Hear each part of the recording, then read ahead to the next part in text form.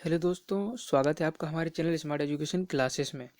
आज हम आपके लिए जो सीरीज चल रही है डीएलएड सेकंड सेमेस्टर, इसमें प्रारंभिक शिक्षा के नवीन प्रयास जो एजुकेशन सब्जेक्ट है, इसमें आपके लिए आज लेकर आए हैं बुड का घोषणा पत्र 1854 में हुआ आया था। ठीक है ना। तो बुड ने जो भी घोषणाएं की थी, ये घोषणा पत्र कह सकते हैं या फिर विवरण पत्र। तो चलिए दोस्तों, देर ना करते हुए शुरू करते हैं। निवेदन है वीडियो को पूरा देखें, और अगर आपने अभी तक हमारे चैनल को सब्सक्राइब नहीं किया है तो नीचे रेड कलर से सब्सक्राइब लिख कर आ रहा होगा, उस पर क्लिक करें। उसके बाद एक घंटी बन के आएगी, उस पर जरूर क्लिक कर दें। ऐसा करने से आपको सभी वीडियोज का जो है नोटिफिकेशन मिलता रहेगा, और अपने दोस्तों के साथ ज़्यादा से ज़्यादा शेयर करें। चलिए दोस्तों, शुरू करते हैं। देखिए, बुड का घोषणा पत्र 1854। देखिए, हमने आपको पहले ही बताया है कि हम किसी भी चीज़ को शुरू करने से पहले थोड़ा उसके बैक में जाकर अध्ययन करते हैं। तो समझ लेते हैं इसको। क्या हुआ कि भारतीय शिक्षा के इतिहास में सन 1833 से 1853 की अवधि को पाश्चात्य शिक्षा की अवधि कहा जाता है, यानी कि अंग्रेजी शिक्षा की अवधि कहा जाता है। और सन 1853 में ईस्ट इंडिया कंपनी के आज्ञा पत्र के पुनरावर्तन के तहत भारतीय शिक्षा की समस्याओं का समाधान किया जाना अनिवार्य था। ठीक है दोस्तों। और सर चार्ल्स वुड कंपनी के बोर्ड ऑफ कंट्रोल के सभापति थे। उन्होंने 1854 को एक आदेश पत्र में भारतीय शिक्षा नीति का प्रकाश किया, अतः आदेश पत्र का नाम भी उन्हीं के नाम पर वुड का घोषणा पत्र कहा जाने लगा। देखिए दोस्तों, इसको शॉर्ट में समझने का प्रयास करते हैं कि जो पहले शिक्षा दी जा रही थी 1833 से लेकर 1853 तक, तो उसमें क्या था कि जो शिक्षा थी वो अंग्रेजी शिक्षा दी जा रही थी लॉर्ड मैकाले के समय। ठीक है ना। लेकिन जब वुड आए तो उन्होंने इसमें थोड़ा सुधार किया। ठीक है। आगे वुड के घोषणा पत्र में दिए गए सुझाव। देखिए, वुड के घोषणा पत्र में क्या सुझाव दिए गए थे। ठीक है ना। आदेश पत्र में यह स्वीकार किया गया कि भारत में शिक्षा प्रसार करने का उत्तरदायित्व कंपनी पर है। देखिए, जो वुड का घोषणा पत्र था उन्होंने इसमें बताया है कि जो भारत में शिक्षा का प्रसार करना है, वो कंपनी का उत्तरदायित्व रहेगा। आगे आदेश पत्र में भारतीयों की शिक्षा के 4 उद्देश्य निर्धारित किए गए। क्या क्या किए गए? भारतीयों में शिक्षा का प्रचार प्रसार करके उनकी मानसिक और चारित्रिक उन्नति करना। देखिए, शिक्षा का प्रसार करें भारतीयों के लिए और उनकी मानसिक और चारित्रिक उन्नति भी करवाएं।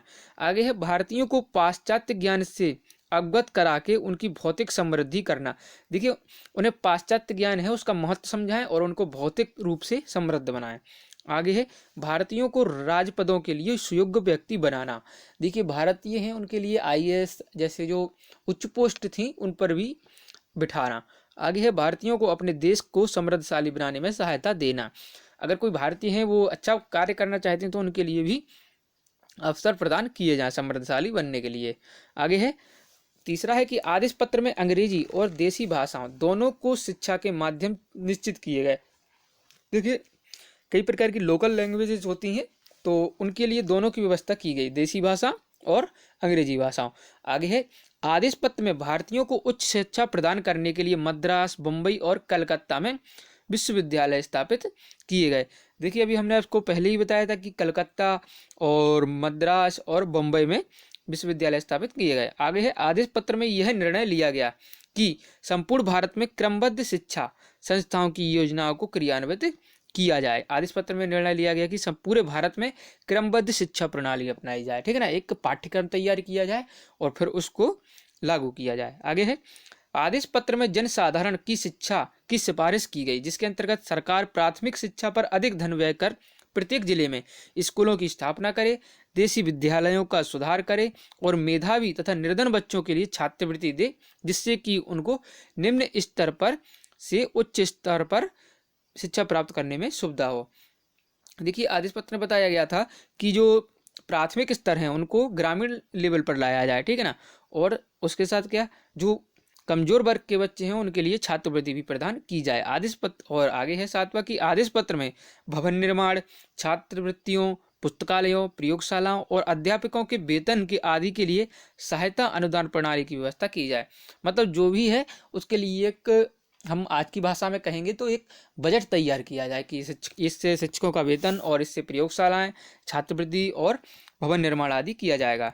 आगे है 8वां कि आदेश पत्र में अध्यापकों के प्रशिक्षण के लिए विभिन्न प्रकार के प्रशिक्षण संस्थाओं की स्थापना पर बल दिया जाए। देखिए जो अध्यापक हैं उनके लिए भी प्रशिक्षण दिया जाए, जैसा कि आप सभी प्रशिक्षु प्रशिक्षण ले रहे हैं।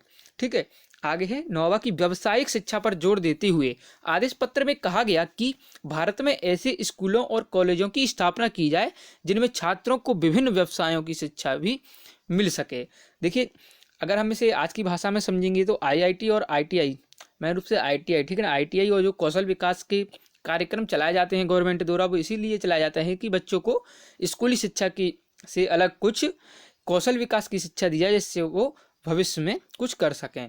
आगे है 10वां, स्त्री शिक्षा एवं मुस्लिम शिक्षा को बढ़ावा देने के आदेश पत्र में सहायता अनुदान प्रणाली की व्यवस्था की गई। देखिए ये जो का घोषणा पत्र आया उसमें स्त्री शिक्षा और मुस्लिम शिक्षा पर भी बहुत अधिक बल दिया गया कि इनके लिए हम सहायता अनुदान राशि की व्यवस्था करें, जिससे कि जो लोग हैं वो इसकी और अपने महिलाओं और बच्चियों को पढ़ाने के लिए भेजें। आगे है आदेश पत्र में यह सिफारिश की गई कि प्राच्य साहित्य और देसी भाषाओं को प्रोत्साहित किया जाए।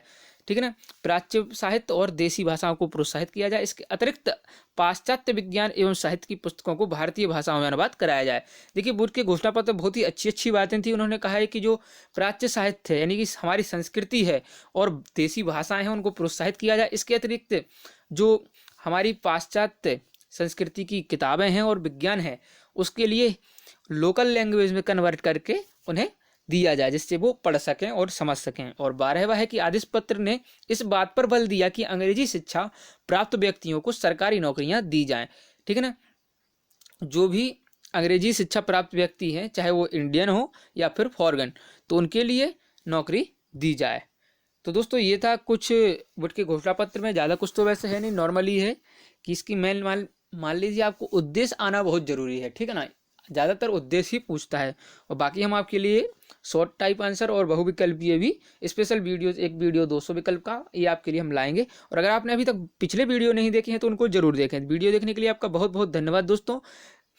लाइक और शेयर बिल्कुल भी ना रुकना चाहिए, आप करते रहें दोस्तों के साथ फेसबुक और व्हाट्सएप पर। वीडियो देखने के लिए धन्यवाद, मिलते हैं अगले वीडियो में। जय हिंद, जय भारत।